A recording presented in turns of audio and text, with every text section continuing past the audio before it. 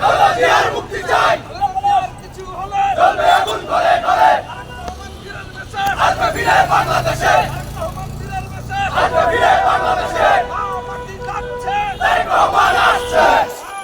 তারেক রহমান আসছে। জিন্দাবাদ জিন্দাবাদ।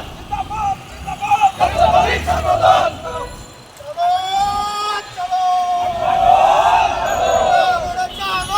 আগুন জ্বালো। আগুন জ্বালো একসাথে। আগুন জ্বালো একসাথে।